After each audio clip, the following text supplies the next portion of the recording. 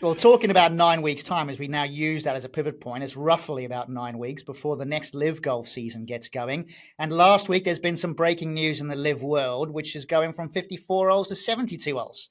Now, I got some pretty strong views on all this, but any insights from yourself, Bubs, as to what you've seen out online and your thoughts? Well, I'll pull you up on two things straight away, Dazzler. You've twice there called it the wrong name. You've called it the LIV. You've called it the LIV Tour, and it's now called the Lixie Tour. Because if you remember, LIV, L-I-V, was Roman numerals for 54. Yeah, I know where you're going. So Roman numerals for 72 is L-X-X-I-I. So it's the Lixie Tour from now on. Lixie Tour. You want to call it the Lixie Tour? I think we call it the Lixie Tour for 72 holes. It sounds more like the pubic triangle in Glasgow, no? So on this podcast, it's Lixie Tour from now on, right? No more LIV. But yeah, I mean, I don't know much about the ins and outs and the business of LIV, but to me, it's clearly a play for world ranking points. I'm guessing they've still got to maybe make a few tweaks, have they, with the field size and the cuts? I don't know where they go with that, but is that basically what we're thinking they've done? They've made a move to kind of, because obviously world golf rankings were as they are when they started the LIV Tour. Why are you two laughing? He's laughing because he wants to know what the pubic triangle is. That's what he's just sent a message in the group and he's going, what are you talking about? What are the pubic? Right, we'll come on to that then. So yeah, so LIV started. I mean, I can't be the only person involved in this. I have no idea what the hell he's talking about. Oh, we're talking about Lixie Tour here. Can we stick on topic? We're on the pubic triangle now. Screw the LIV Tour. Go on then. We'll throw it back to Dazzler then, and we'll come back to Lixie Tour.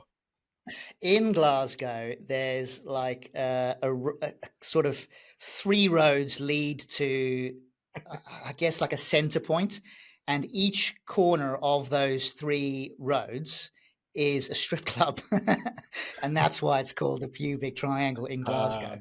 Obviously, I've never been there. I've only heard about it from others. But that's the truth. That's what it's called. I'm surprised that you boys didn't know about it. It's quite like a recognized. And who told you that? It might have been you, Trotty, from when we were in our 20s. I don't know what it is. I get blamed for everything on here. It's not me. It's a Glasgow thing, though. Every time I speak to someone about Glasgow, they go on about pubic triangle. Yeah, he's got 3 laws. If there's any Scottish people in this listening to this podcast right now, feel free to make a recommendation to each one of those for our other listeners that might be visiting those kinds of establishments, because it clearly won't be the 3 of us. So if the pubic triangle put in like a 4th one and managed to build like an extra road, would they change to the Lixie triangle? Yeah. Yeah, 4 rounds. Exactly. So yeah, maybe. Exactly. Yeah. Bubsy's all concerned about this Lixie tournament. The bottom line is, mate, they're just trying to beat the PGA Tour, and now there's world rank points. Yeah, I mean, like world golf rankings were laid out when they started. They knew the deal. World golf rankings haven't moved. So I guess LIV have kind of stood their ground for a few years, and it was a bit of a standoff. And I guess if world golf rankings aren't going to do anything, it's down to LIV to kind of make their move or just continue. But it's going to be, I guess it's going to be harder for them to attract any new players when they can see, players dropping down the rankings, not getting majors. Obviously, a couple have done well. Like Tyrrell's done well this year, hasn't he, on DP World Tour, playing a few events. But is that what you're thinking, mate? That they're just trying to move towards ticking those boxes for points? Yeah, I think world ranking points is their ultimate objective. Now, knowing what I know about LIV Golf, or Lixie Tour, as you'd like to call it, is they're trying to achieve small wins. So it's not about, they obviously came in when they first launched, big, brash, bolshy, Greg Norman at the helm as well, and really trying to make wholesale changes across the entire professional golf landscape. But the new CEO or commissioner that's come in is going, no, we need to have a long-term view on this, and we need to be able to make practical, achievable steps in order for us to integrate more strongly with the ecosystem of golf and actually be a part of that. Because the reality is, as it stands today, and we've been talking about it for a while, there's still no deal between the PGA Tour and LIV, and whether the European Tour benefit or not benefit out of that. So they can only deal with the information and the facts that they have.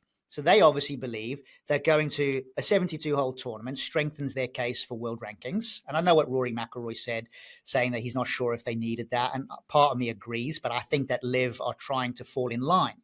The downside for me, and this is just my view, is it's no longer about team golf. They're crafting LIV Golf to go back or go towards and strive towards more of an individual performance sport. So I think what they're doing now is going to dilute their message. It's going to dilute their purpose. I still like the team aspect, and as you boys both know, I like LIV Golf. I like what they've been able to achieve, but going down this path, I think, takes them away from the team building opportunity of LIV, and it's just another individual tour, like any other tour. Granted, this tour just doesn't have any cuts, and they're all small fields, so I can't really see a huge difference between watching a LIV event. There are differences, obviously, but what I mean is you're still searching for an individual champion all the time. And yes, you've got Order of Merit guys that'll qualify for majors now, and I'm pretty certain that'll increase over time. And those are the kind of right steps if you're looking to start an individual golf tour, which is where I think LIV Golf are heading towards. So for me right now, I am not a fan of this move because I think the consequences take it away from the team dynamic, and now the team will just become more diluted. And I think that that's a sad feature of what's happening, would be my view. What are the rules for world ranking points? Because am I right in thinking they need bigger fields and they need a cut?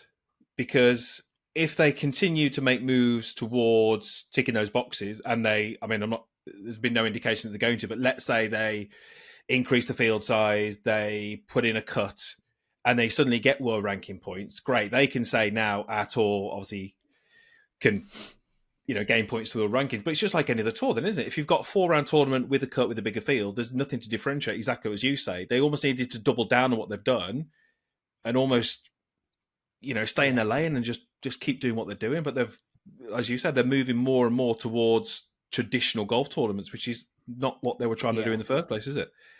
No, it's not. And you are right about the world ranking points. There are certain requirements that you have to be able to achieve in order to qualify for world ranking points. So, for example, one of them is field size, but field size is based on an average field size, not field size for that one event.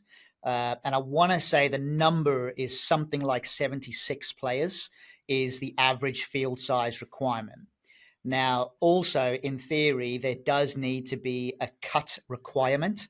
However, there's been that many previous examples where that's not the case.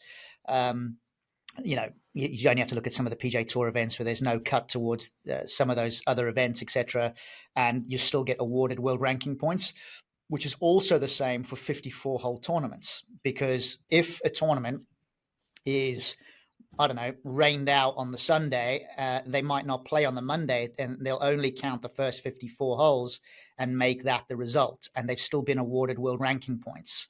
So there's quite a lot of anomalies throughout. But in general, the next obstacle that they'll have to try and achieve as LIV Golf will be to figure out the average field size. And then it'll be really difficult for the world rankings to not be able to award them world ranking points. Now, in my mind, and this is all total speculation and just a view for me, and this is very idealistic, I would like LIV Golf to make a heavy investment or buy out the European Tour in its entirety. I would then like to see all of the national opens, so like the French Open, English Open, South African Open, some of the old tournaments, they become more elevated in events, and then you take away some of those other events, meaning that those English Opens, etc., become much bigger prize money, but they also become qualifiers for LIV events.